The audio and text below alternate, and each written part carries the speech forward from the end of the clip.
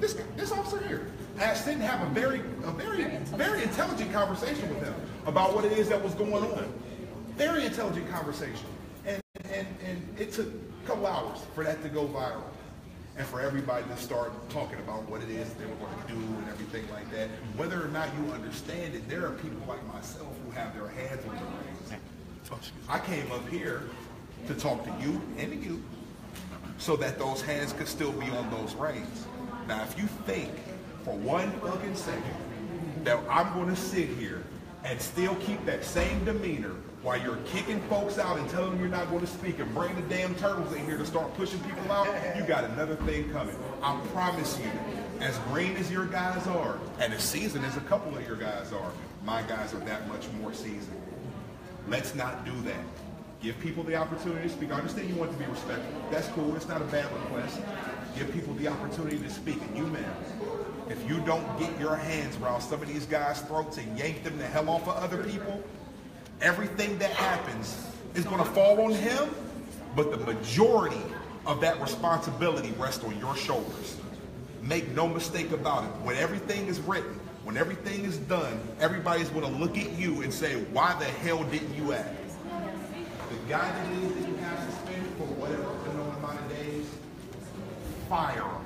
He's a shitbag. And it's obvious. It's not something that anybody has to guess at. You don't have to wait for anything. You know that. He's a shitbag. And to give you a preview, and then I'm going to shut up and walk away, but to give you a preview of what it is that we're coming after next, okay? Very soon, next couple of months, and I expect you to do everything you can to approve it. We're going to make it so that if your officers engage anybody without a body camera, they're to be reprimanded, fired. If your officers pull up on anybody else without their dash cam on for whatever reason, I don't care if he wants to check on and ask the guy if he's got tickets to the game. If he pulls up on the guy without his damn dash cam on, get rid of his ass. You know why? Because that's accountability. And when you don't have accountability, you have people that run wild. Hold your men accountable before something bad happens. Because nobody here is in the mindset of letting them get beat the hell up, shot, or anything else. Because I ain't going to do it. I promise you that. The last, or the time that happened, on 2/22nd, you had 2 of your officers follow me home. 2 of them. I don't give a shit. I carry, and I'm probably a better shot than they are. So, I'm not going to have it. You run up on me or mine with some bullshit, and listen, if I got caught doing something I have no business doing, I have no problem. I go through the process. It is what it is. Okay, I'm not saying take hands off people when they've done something wrong. I'm not saying that. But quit putting hands on people that haven't. Because in case y'all didn't know, an unlawful arrest is the same thing as assault. You have the right to defend yourself and defend yourself vigorously from any assault, from any person. That's self-preservation. Yes, sir. Put your people in check. Not next month. Not a little while from today. What about this officer that's still on the street who killed Luke Stewart? Easy. And I'm glad you said that. This guy's a former Marine. I know some Marines. Okay? It's not that. It's not just that. Hell, I was trained to kill. I don't run around finding people to beat the hell up on. I don't run around finding targets to shoot. But let me tell you what I saw this guy doing. He shoots a guy. He's taking his... I know not one damn combat Marine ever, one combat soldier ever, who acts like that even after firing their weapon, unless they done some shit they have no business doing. Amen. You take that to anybody to analyze that man's state of mind, I promise you, you find any professional but the chief cleared him. Any professional that you want, and they will tell you that man's scared. And he's not scared because he had to defend himself.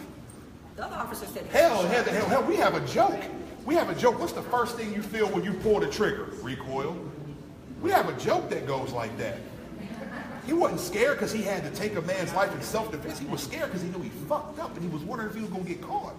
Right. Well, none of her son. That's why you take that to anybody you want to have that tape analyzed. Okay? Anybody you want to. And they're going to tell you the same thing. Why didn't they analyze it already? The same thing. It's not that nobody wants this to become violent. I'm a man who has had to be violent. I don't want this to become violent. My family lives here. I have friends that come here. I have friends that live here. I don't want this to become violent. But it will. It will. We got to do something, man. We got to do something. Let's get it done.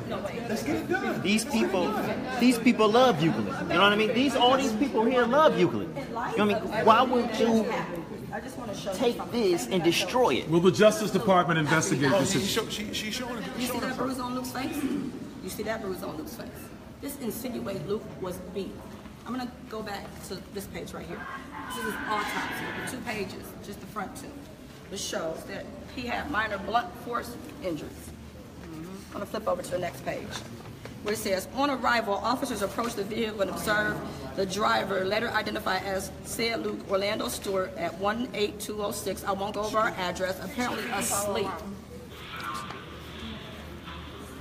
in the driver's seat. Officers attempted to wake this man and said Luke Orlando Stewart woke and attempted to flee. You have an officer who, 1, did not cut on his blue and red lights, just the white light. They're in navy blue with a skull cap on. You don't know if it's somebody trying to rob you or what's going on. We're going to keep coming here and we're going to keep fighting until that officer is taken off the street. Right now, we're not asking that he be fired, but we are asking that he be off the streets immediately, pending this investigation. Absolutely. It's a smack in the face and a kick in the ass to have him out here. You acted kind of swiftly with the Hubbard case. However, after all his infractions, he still has his job. One would ask you, Mayor, what does it take to get fired at Euclid Police Station? I might as well get a job here and just be corrupt. These questions have to be dealt with. Like this is not just family and friends, although I all feel like you all are family and friends. We canvassed your community. This is just 2 wards out of all the wards there. We're gonna hit the rest of those wards, and we're gonna lock this whole lobby up and that room. So I know nobody's running against you, so you don't feel that intimidated for your seat. But we plan on continuing this until we get you guys out of office if you don't do your jobs in office.